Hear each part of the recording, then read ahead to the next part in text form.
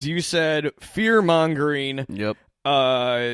thing that's happening that's telling kids to do bad shit. It's always been like that, like for years. I'm wondering how everybody just now got on it. But this one has like it's the whole Slender Man thing all fucking over again. That's about it.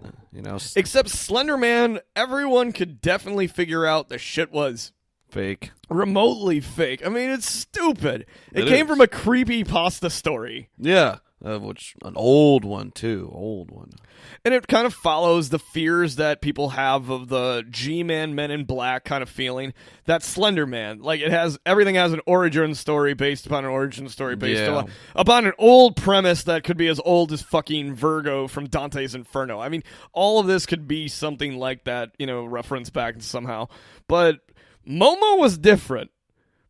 I'm not saying what she's doing is different, but I'm saying it was a sculpture originally. Yeah, this show isn't debunk Momo. That's not what this show is going to be. We were going to talk to Momo. We were going to interact, and I was going to be my typical cocksucker self. Cocksucker Smelf. That's the name of the show, Cocksucker Smelf. All right, Sucker Smelf.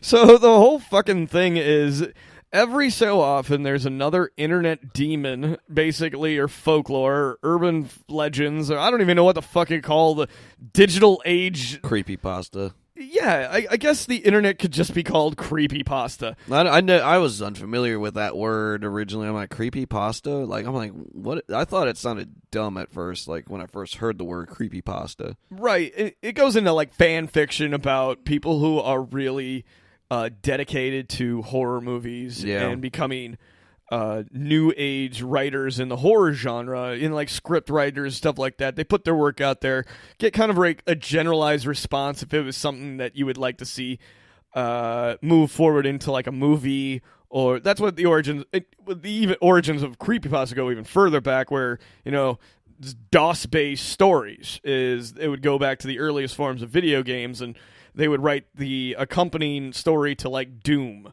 or accompanying story to like Wolfenstein. That like every level has like an integrated story attached to it, and why you go to that place in like the DOS-based turnstile games from the 80s. Yeah. Okay. So, I mean, that's where creepypasta essentially started, and then moved its way from the video game aspect over to the internet age basis. I mean, that could be total bullshit what I just said, but like the 90s, like remember the 90s where they had the Blair Witch. My brother used to always make up witches for different areas, make up all that shit. Like, I had not thought of that. That's actually, this whole Momo thing is kind of a new staged way of being kind of Blair Witchy in a way. I didn't think about like the whole video aspect of this, but that's half of why it's terrifying, is because the image of Momo came from an art exhibit in Japan, but there was enough time where that looks so creepy that it stood there. I mean, there was like a 3-year difference, and now it's 2018, 2019, where this internet demon is basically haunting. It is haunting looking. It looks creepy. I would if I had that sculpture in my living room, I would be creeped out by it too. Right. Like just right there in the corner. I mean, but when you make it, when you show the whole thing, it's not as creepy because it's a really strange bird. Yeah, it's a bird human. But if you're just looking at the head, it's fucking terrifying. It is. It's real creepy. That's going to be the image of our show, is the Momo's face. Yeah. At first I thought, when I saw this, when I thought Momo...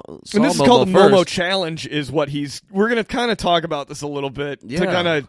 I thought it was like an extreme face alteration someone did when I first saw it. I didn't know it was a sculpture. Really? I thought someone really was going to fucking town on their face, for plastic surgery, like some weird country. Really? I mean, that's what it because all you saw was a head. Originally, it was on a really well photoshopped body. Like when I first noticed it, and I was like, "What did this bitch do to her face?" But damn, her body's fine. But she didn't have a body. No, it was photoshopped on a body. Oh, so it looked like this girl fucked her face up, but she had a really banging body. But no. That's how you got into it. Yeah. You saw. Oh wow, that's I'm trippy. like, this bitch is fucked up, and she had pictures of her, and I was like, why? It's a meme group now. Yeah, it's a meme group. So those are terrible people. I've known about the MOMO people. Like, there's about 5 MOMO group profiles. Really? Yeah, and I was friend with one of them for a long time, and it just put different pictures up with Momo's face on it. And it was pretty funny though. I thought it'd be funny. Really? I didn't realize that Momo had made it over to Facebook other than new stories and things. I mean, no, you've shown me before. I know what you're talking about. I just didn't realize that I didn't put 2 and 2 together, 1 and 1 to make 3, blah, blah, blah. Brain fart. But this thing now is that the whole Momo challenge is getting little kids to hurt themselves. Yeah, that was the original thing about it. It would, like, there would be a hotline you'd call, and it would call you back. That was the original one, and it would just say creepy shit at first. And then there was the actual, like, you could talk to Momo, like a physical moving Momo who would just sit there and stare. And, like, the whole creepy story behind it is that once, like, a certain amount of time passes, you can't get it off your screen. She's stuck there till she ends it. Really? Yeah, you have to have a conversation with her, like a full, like, start, beginning, and end conversation. And I want to access that one. That's the one I want to do. Yeah, the one. But we should get a burner phone to do it, because if we don't ask the right questions, that bitch is stuck on the phone. No, I'll just throw the phone away. I have another phone back there that we can use. Yeah. We'll get her on Wi-Fi calling. Fuck yeah, let's do it. Yeah. So, Chris and I... Okay, so this whole Momo thing is starting up again. It was in 2018 where I first saw it, and then it kind of went quiet for like a little while, or at least it wasn't getting the general airplay of like major news networks or Facebook, algorithms. Yeah, but now it's starting up again because it's happening in Ireland. Yeah. Really, Ireland. Yeah, so it's moved from... I thought it was predominantly, when it first started, it was all in South America, and Mexico is where it kind of originated from, because most of the people who are answering from the What's Up app are Spanish. Are predominantly Spanish in this story. Yeah. And it's just crazy how this whole fucking thing, and now it's in Northern Ireland, which means it speaks somewhat of English, and I want to fucking talk to it. Yeah, it's been around since 2014, I'm believing. 2014? Yeah, 2014. That's when the first thing popped up. I remember someone told me it was a random blog or some shit that it was like that was like, Momo, you come to this website, this Dallas number, and you'll hear something interesting and or creepy.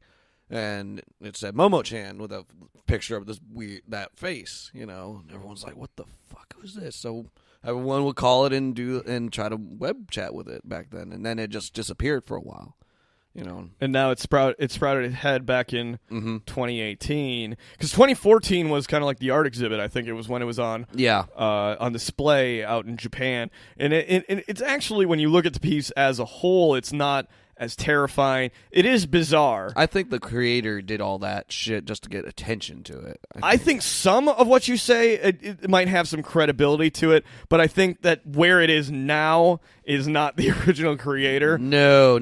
I mean, but drum up some fear and kind of stuff like that. I get that for what you were saying, call up this thing and it will talk to you. And yeah. I don't know if this thing actually moves. I haven't seen anything but the original art photos and kind of the high gloss grainy photos that they have now. Yeah. You know what I mean? That is the one at the end of the other cell phone when you're like doing the video. Mm-hmm. It's just like all kind of grainy and creepy, and it adds like that Blair Witch effect to it. That's what it is now. But if you see the high definition shots of like the artist standing next to it, it's actually not that terrifying as a whole. But as soon as you just have just the head looking at you. Now, my first interactions with Momo, I originally thought that it was kind of Oh,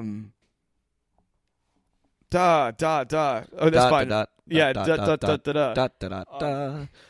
Aaron's brain farts. Yeah, it's really bad right now. My first interactions with Momo were basically, it was scrolling through, I think, creepy Facebook images for topics to talk about for shows, or looking for new horror movies to watch or something like that. And I came across that image and I'm like, what the fuck is this? This thing is actually fucking terrifying. It was now mind you, I'm married to a Japanese woman. So, in the movie The Grudge, I don't know if you've ever seen that. I have, yeah. Ju-on, The Grudge, both versions of it are a woman is basically completely white with black hair and making the death rattle noise. Don't make it. Fuck you. Stop. The thing fucking terrifies me.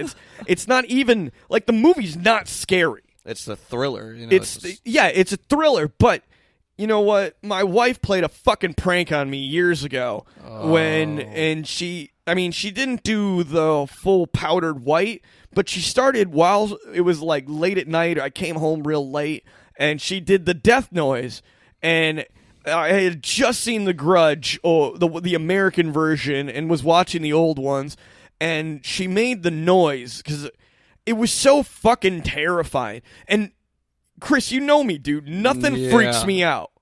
But having that laying next to me making that noise was probably one of the second scariest moments of my life, and I think a little poop came out my butt. So I refuse to watch that movie because it's so that noise fucking... Then you can't watch The Ring, then. No, I've seen The Ring. Yeah. The Ring's not as bad because it's really a bad movie. Yeah.